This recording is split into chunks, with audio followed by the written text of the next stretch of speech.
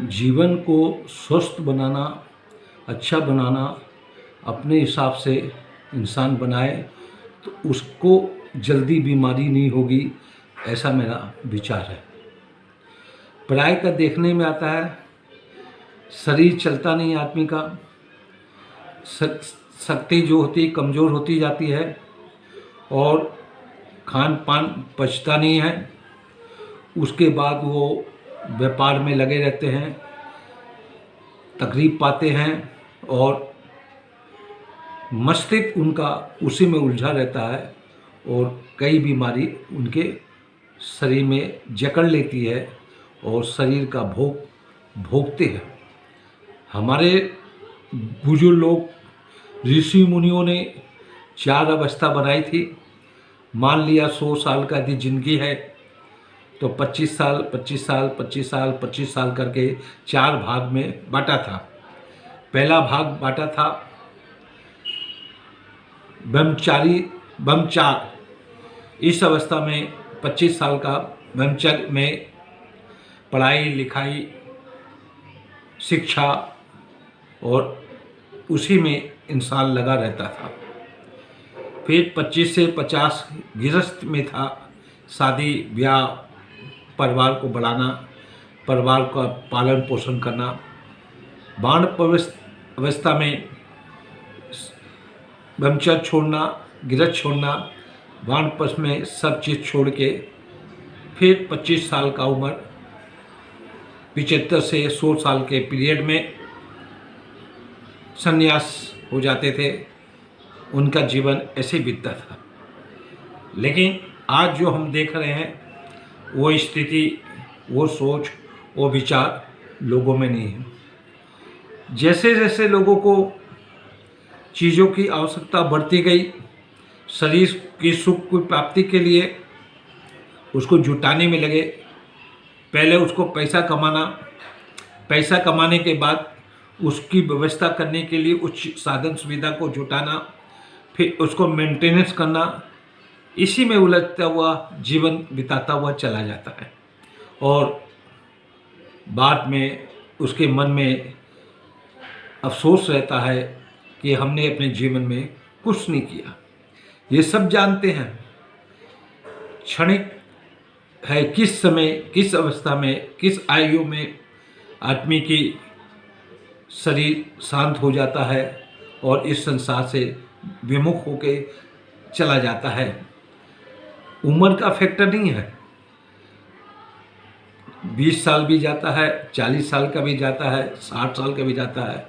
ये गारंटी नहीं है कि हर व्यक्ति पढ़ाई कर 100 साल जीवन बिता के अपना अच्छा जीवन यापन करेगा। यदि अनुमानित कर लिया जाए कि भाई हमको 80 साल रहना है या 90 साल रहना है, उसको 4 भागों में बांट के यदि करे तो कोई तकलीफ नहीं है। ऐसा मैंने अपने विचार से आपको वर्णन किया।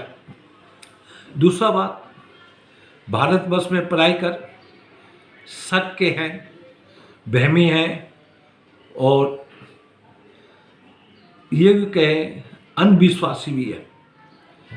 अपने कर्म, अपनी काबिलियत, अपनी होशियारी कितनी भी होती है, जिस व्यक्ति के मन में भय आ जाए और शक हो जाए, और एक चीज़ और होती है, सबसे बड़ी चीज़ खतरनाक है शंका।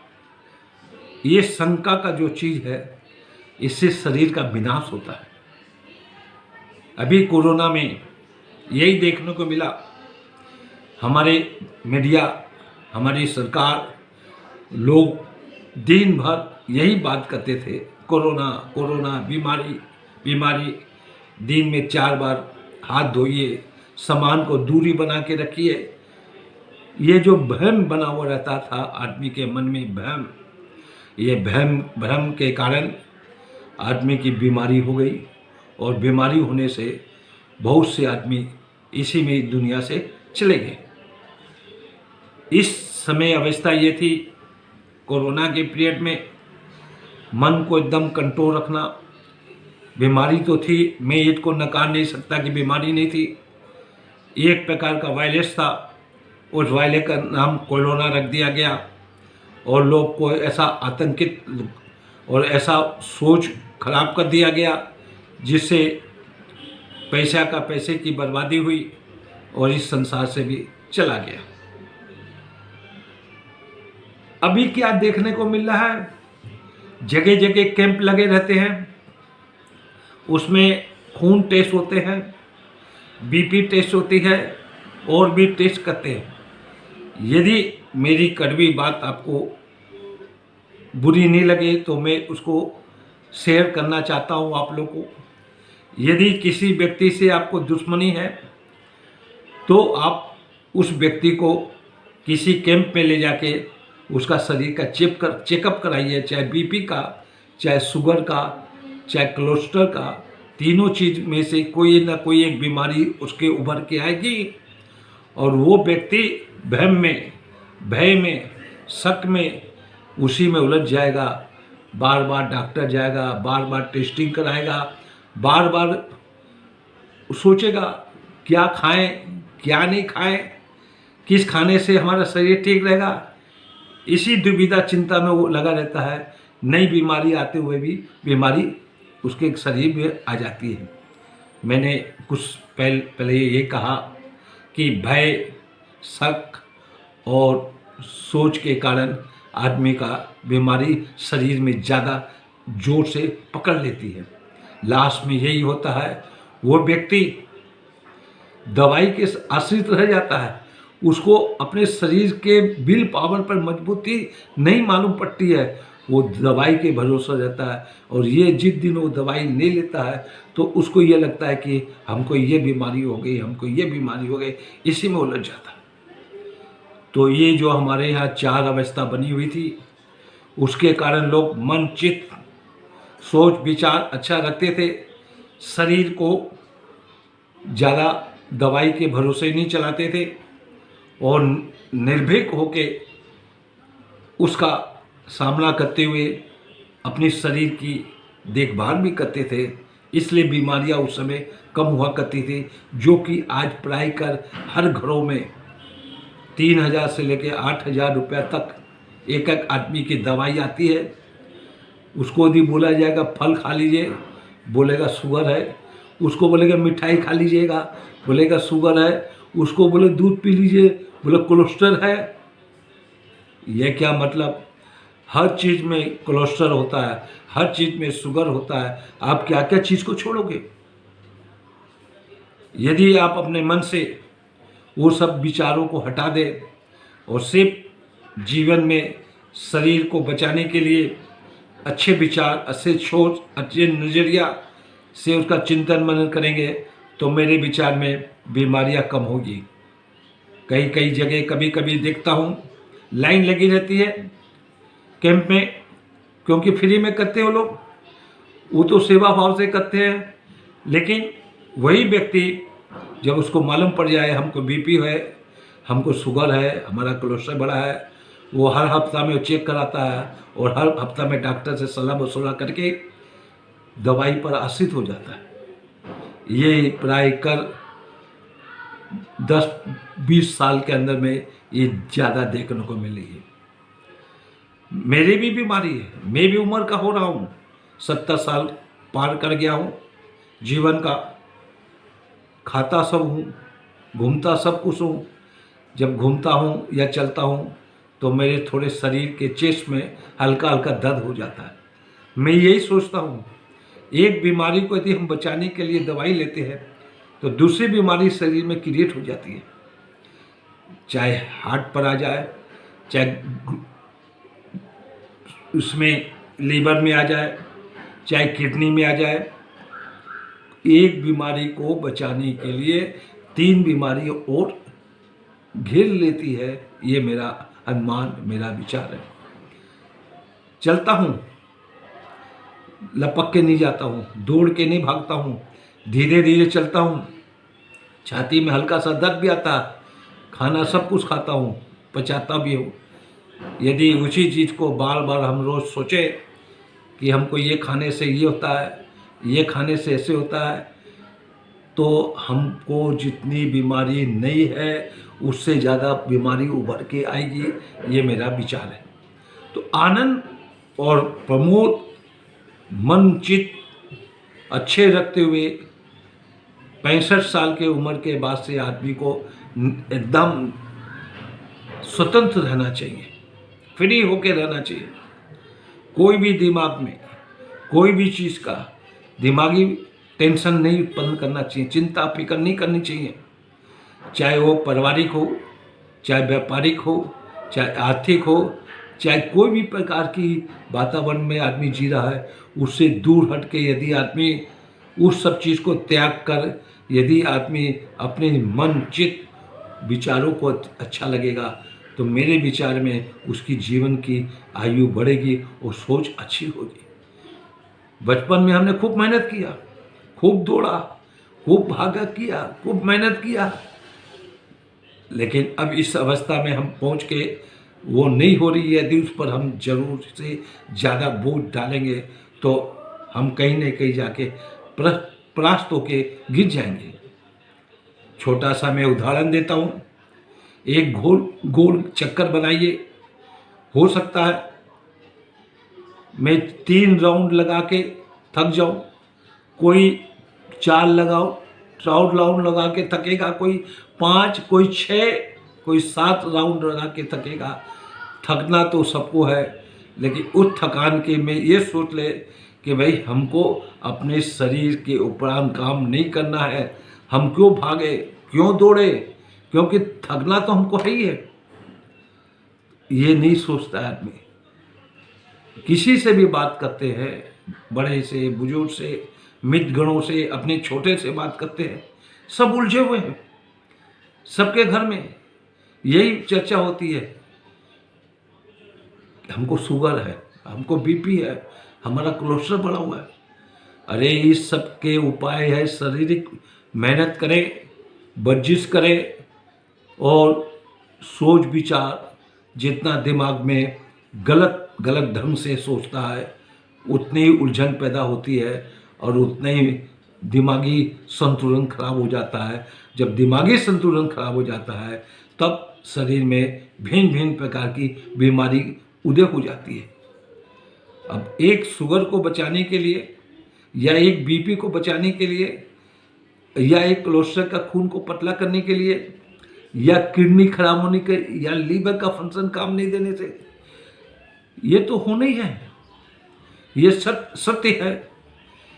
इतने शरीर के अंदर में इतनी जो मशीनें हैं, कोई ना कोई तो खराब हो रही है और एक मशीन को ठीक करने के लिए जो बाकी जो मशीन सहयोगी मशीन है वो खराब हो जाती है।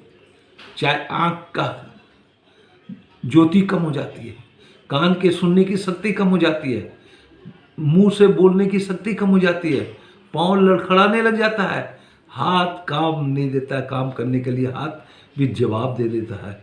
तो इस अवस्था में जो व्यक्ति उनके शरीर के द्वारा मल युद्ध करता रहता है उसके तो शरीर में स्वाभाविक बीमारी तो पैदा होगी।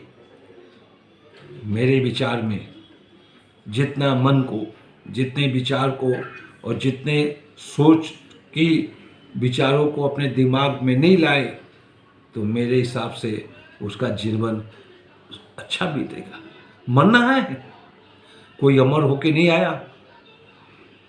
कोई सोचता कि हम दवाई के बदौलत अमर हो जाएंगे, इम्पॉसिबल। कोई कितना भी शरीर से मेहनत कर ले, कितना भी वर्जिश कर ले, कितना भी नियम कानून से रहे, उसको भी मरना है।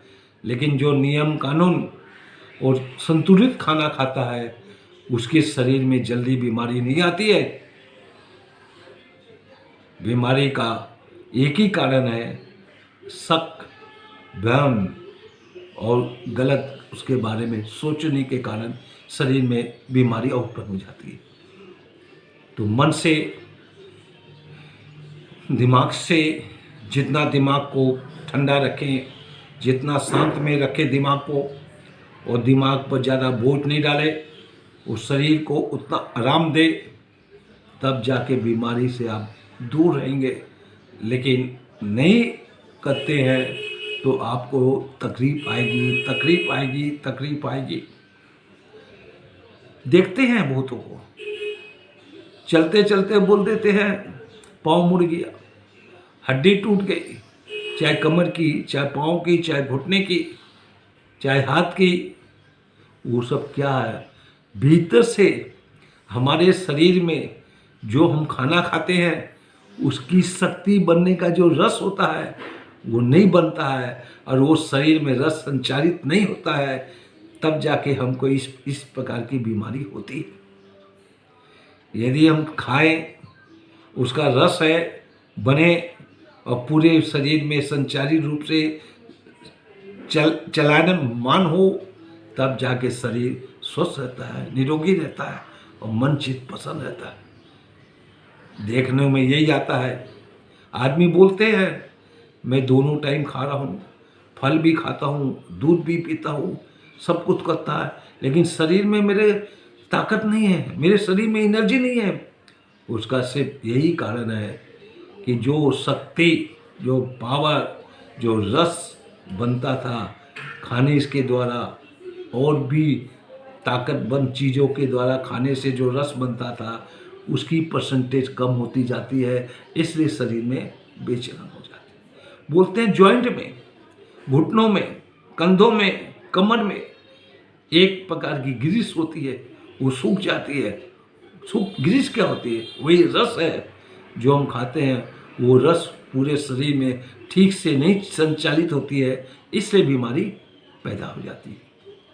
तो मेरे कहने का मतलब तात्पर्य यही है कि इस अवस्था में आदमी को सिर्फ शरीर से अपने दिमाग रूपी ज़्यादा बोझ नहीं डालें, फ्री हो, स्वतंत्र रहे। दिमाग को जितना स्वतंत्र रखेंगे और जितना निर्मल रखेंगे और जितना स्वच्छ रखेंगे, बीमारियां उतना दूर भागेगी, बीमारी उतना नहीं आएगी।